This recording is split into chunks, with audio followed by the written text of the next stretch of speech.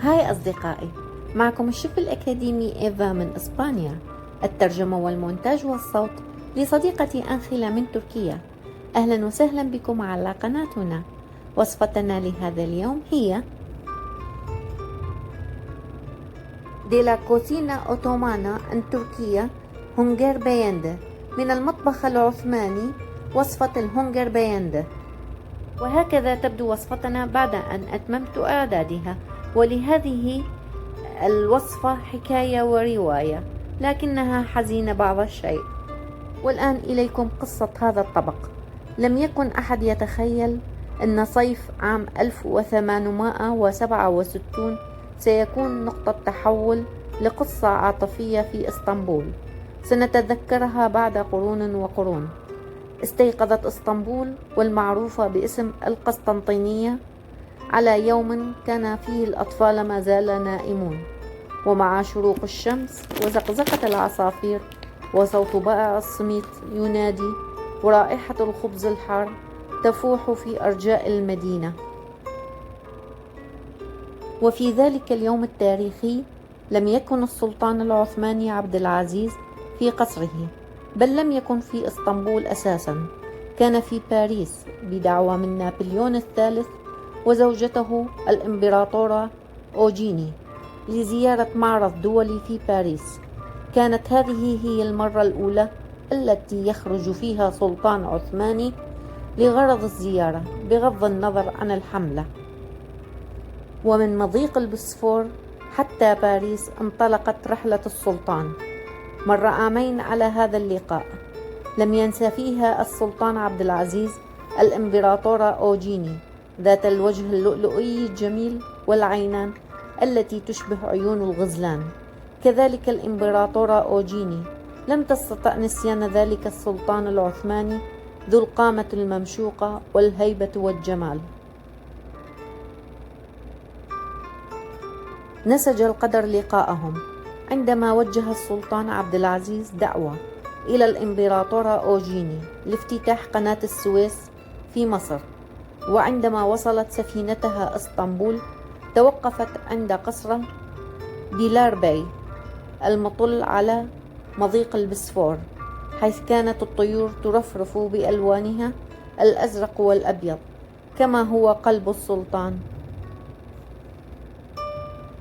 بعدها أمر السلطان عبد العزيز بنقل الإمبراطورة أوجيني بقالب ملكي فخم جدا ليخرج هو بعد ذلك في استقبالها في قصر دولمابهشة. قدم لها السلطان العديد من الهدايا الثمينة والنفيسة، ومن ضمن الهدايا شال صنع بعد ذلك منه ثوب سهرة ليلي، حتى أصبح هذا الشال حديث الناس في إسطنبول وموضوع همسات جميع الناس في المدينة. لم يكن للقصة نهاية سعيدة، فقد كانت الإمبراطورة أوجيني متزوجة. تم نفي وعزل السلطان عبد العزيز بعد ذلك وقتله. أما نابليون الثالث زوج أوجيني فقد تم نفيه مع زوجته، وظلت قصة حبهم ذكرى مؤلمة. أما الإمبراطورة أوجيني فلم تستطع البقاء في المنفى ولا حتى في فرنسا. رجعت إلى إسطنبول بعد مرور 40 عاما، وهنالك في إسطنبول طلبت مقابلة نجل السلطان عبد العزيز، وهو يوسف عز الدين أفندي الذي رحب بها، وانتهت قصة الحب. لكن طبقهم ما زال مذاقه حتى اليوم يحاكي قصة حبهم التي لم تكتمل. قصة هذا الطبق هي قصة حب حزينة ومرة ما بين الإمبراطورة أوجيني والسلطان عبد العزيز، الحب الذي اشتعلت ناره كتلك التي اشتعلت تحت الباذنجان وتحولت إلى رماد كرماد جمر الباذنجان. وهنالك فرضيتان لهذه القصة. الأولى تقول إن الإمبراطورة أوجيني عندما جاءت إلى إسطنبول، والمسماة في ذلك الوقت القسطنطينية، أحضرت معها طباخها الخاص. وبينما كان طباخها يصنع لها البشاميل الذي تحبه. كان يراقبه في تلك الأثناء طباخ السلطان عبد العزيز العثماني، فجاءت له فكرة إضافة الباذنجان المشوي على الفحم إلى صلصة البشاميل، وبعدها أضاف إليه اللحمة التي كان يحبها السلطان، وبعدها قدم هذا الطبق للسلطان وضيفته. أحب السلطان الوصفة كما أحبتها الإمبراطورة أوجيني، ومنذ ذلك الوقت أطلق على هذا الطبق اسم هونغار بينده. أما الفرضية الثانية فتقول إن السلطان عبد العزيز عندما وجه دعوة للإمبراطورة أوجيني لزيارة القسطنطينية أي اسطنبول، طلب من طهاة قصره إعداد طبق جديد غير تلك الأطباق المتعارف عليها في القصر، فقاموا بإعداد هذا الطبق الذي أحبه السلطان مثل ما أحبته الإمبراطورة أوجيني. ويقال إن الإمبراطورة أخذت الوصفة معها إلى باريس. وبهذا تكون قصة هذا الطبق قد انتهت الآن. متابعي قناتنا الكرام، وقبل البدء بتجهيز وصفتنا لهذا اليوم، لا تنسونا باللايك والشير والسبسكرايب تشجيعا منكم لنا على مجهودنا، ولتصل لكم جميع فيديوهاتنا أولا بأول دون العناء والبحث عنها في اليوتيوب. أحبتي، ننتظر تفاعلكم معنا. اكتبوا لنا في التعليقات من أي بلد أنتم تتابعوننا، فهذا يسعدنا. وهل راقت لكم فكرة قصة الطبق؟ والآن أحبتي، هيا بنا مع بعض لنجهز طبق السلطان هذا. باموس! والآن إليكم المقادير: 400 جرام لحمة غنم أي اللحم الضاني، 75 جرام زبدة حيواني أي سمنة بلدي، 250 جرام بصل صغير الحجم، 5 فصوص ثوم، ملعقة طعام صلصة طماطم، ملعقة طعام صلصة حارة، عدد 2 طماطم، ورق غار لسلق اللحمة، وملح. عدد 5 باذنجان مشوي، 75 جرام سمنة بلدي أي زبدة حيواني، قدحين من الحليب كامل الدسم، 100 جرام جبنة موزاريلا، 3 ملاعق طحين. أما بخصوص البهارات فهي ملعقة كوب من الفلفل الأسود وملعقة كوب من الفلفل الأحمر. ها هي جميع مقاديرنا. والآن سأضع الباذنجان على الغاز هكذا ليتم شيئه، ولا يفضل شويه بالفرن الكهربائي. طريقة شيء الباذنجان هذه تعطيه مذاق ألذ مما لو كان في الفرن.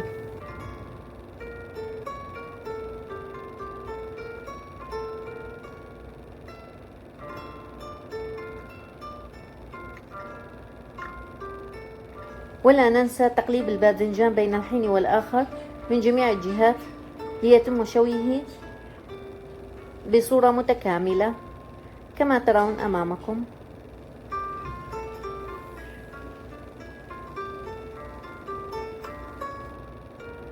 وبعدما أكملت شيء الباذنجان، سأعمل على فتح الباذنجان بهذه الصورة وإخراج لبه بواسطة الملعقة هكذا. نضع اللب بعد ذلك في هون خشبي، ها هو بجانبي الآن، وأستمر حتى نفاذ الكمية معي.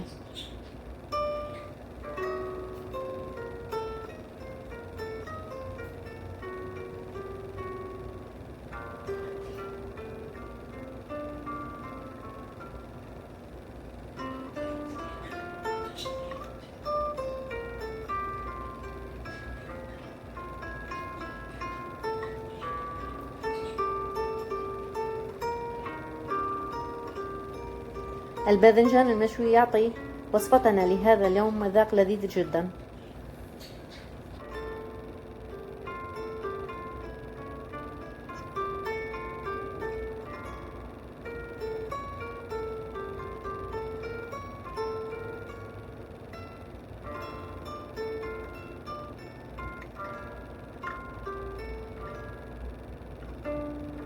والآن سأعمل على هرس لب الباذنجان بالهاون الخشبي هكذا.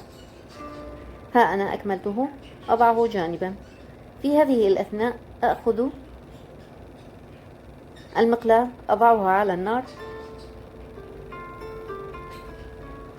وأضع بداخلها القليل من الزبدة الحيواني أي السمن البلدي.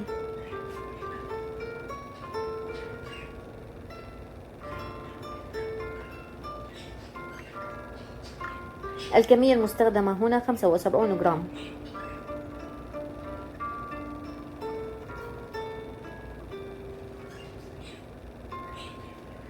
ننتظر حتى تذوب الزبدة معنا تماما.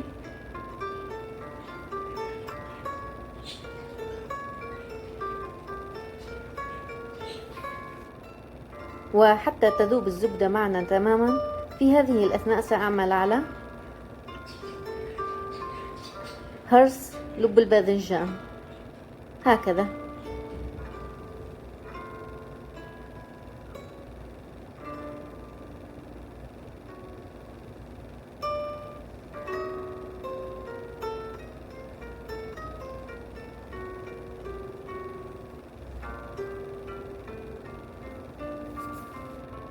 والآن وبعدما ذابت الزبدة سأضع 3 ملاعق طعام من الطحين على الزبدة هكذا.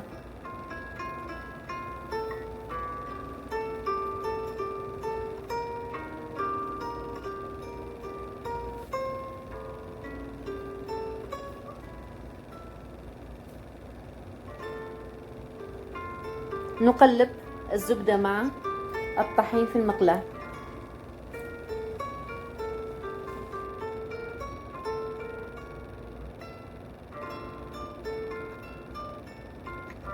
نستمر بالتقليب هكذا.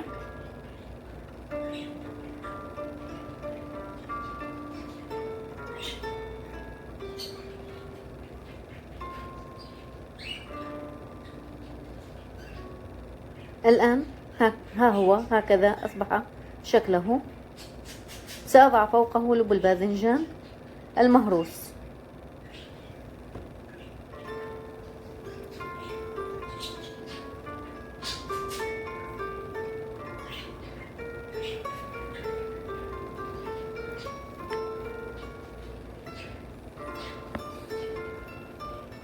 ونعاود الخلط مرة أخرى هكذا.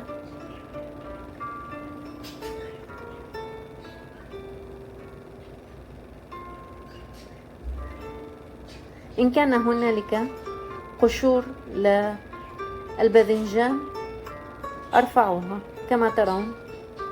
ها أنا أرفعها ما بين الحين والآخر إن رأيتها. نستمر بالتقليب على نار هادئة.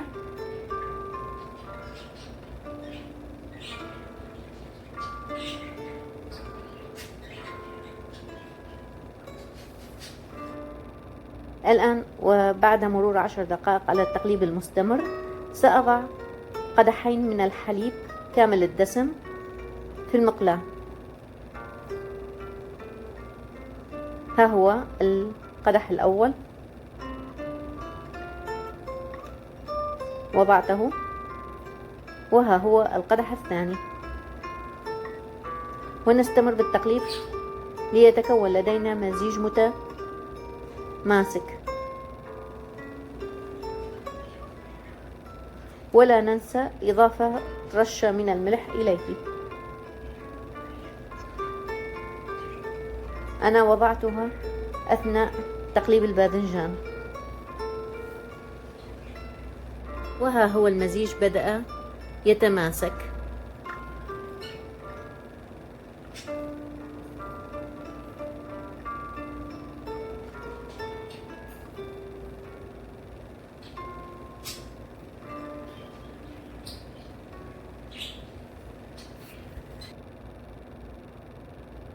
بعدما تماسك المزيج معنا تماما سأضع الموزاريلا أي جبنة الموزاريلا 100 جرام.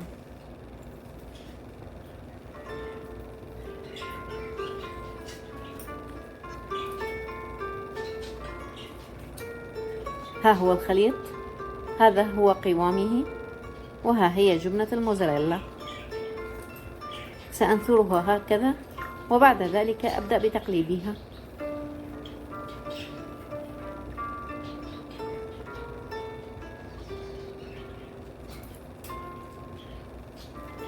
نقلب المكونات في المقلاة لمدة 3 دقائق، وبعد ذلك نرفعها.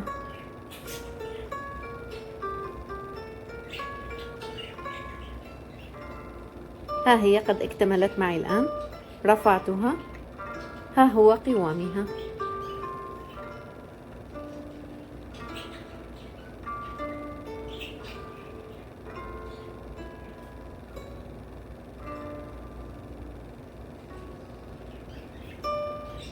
هذه أشبه ما تكون بصلصة البشاميل بالباذنجان المشوي. سأعمل على تغطيتها ووضعها جانبا هكذا. والآن أخذت بما يعادل 400 جرام من اللحمة الضاني. سأعمل على تقطيعها على شكل مكعبات، وبعد ذلك أضعها في قدر، وأضع القدر على النار على أن أضع بداخل القدر بما يعادل 75 جرام من الزبدة الحيواني. ها هي الزبدة، سأضعها الآن. بعدها أبدأ بتقليب اللحمة مع الزبدة في القدر.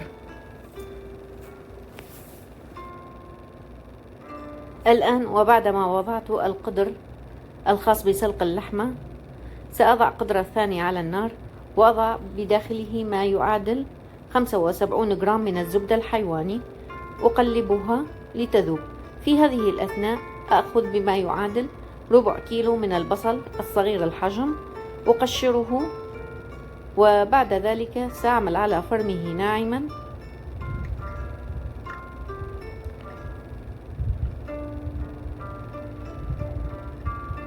ووضعه في القدر مع الزبدة الحيواني.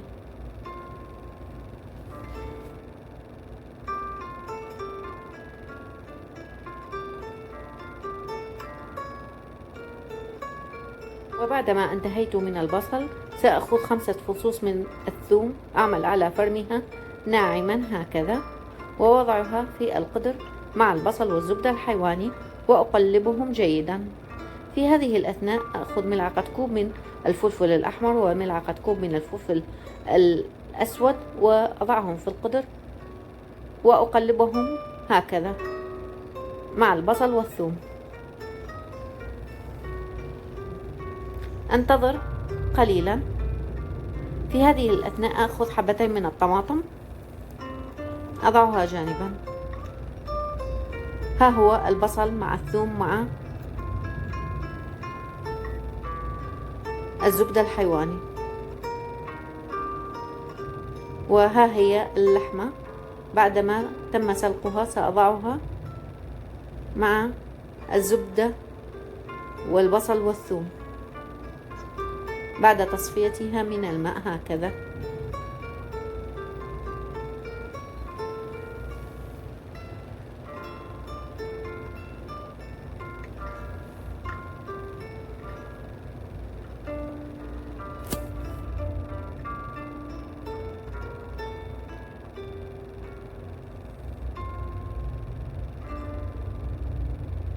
أغطي القدر وأعمل على تقطيع الطماطم على شكل مكعبات صغيرة.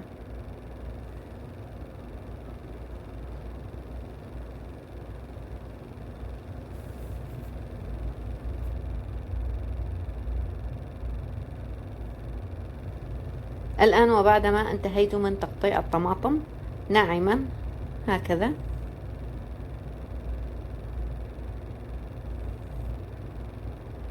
سأضعها في القدر مع اللحمة والبصل والثوم. قبل أن أضع الطماطم سأضع ملعقة طعام من صلصة الطماطم،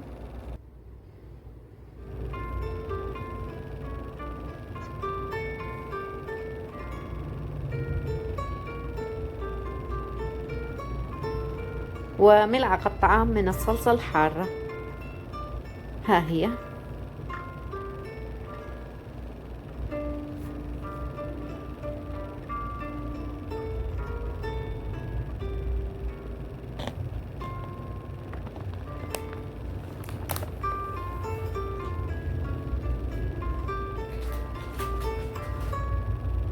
أقلبهم جيدا بالصلصة على النار هكذا، وبعد ذلك سأضع طماطم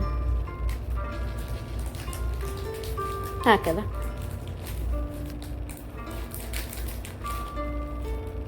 وها هو الطبق الرئيسي للتقديم، وها هي الصلصة مع اللحمة.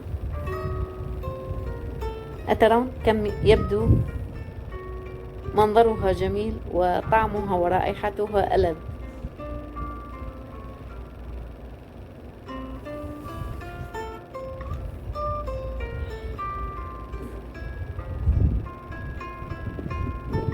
والآن سأرفع الصلصة وأضعها في طبق التقديم هكذا.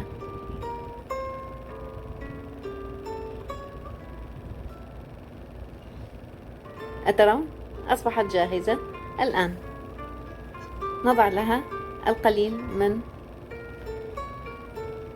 المعدنوس المجفف.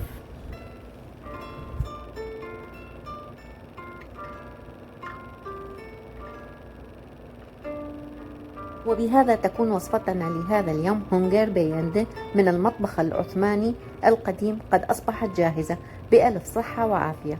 أحبتي، أتمنى أن تكون وصفتنا لهذا اليوم قد نالت إعجابكم ورضاكم.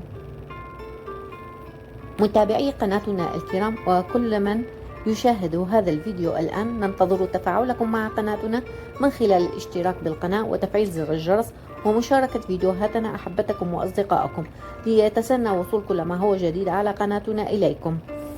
أحبتي، جميع المقادير تجدونها في صندوق الوصف أسفل الفيديو. أي سؤال أو استفسار أو تعليق جميل اتركوه لنا في قسم التعليقات وسيتم الرد عليه خلال 24 ساعة. انتظروني في وصفة جديدة وفي حكاية جديدة. كنت أنا معكم الشيف الأكاديمي من إيفا من إسبانيا. أحبكم كثيرا وأستودعكم الله. أديوس.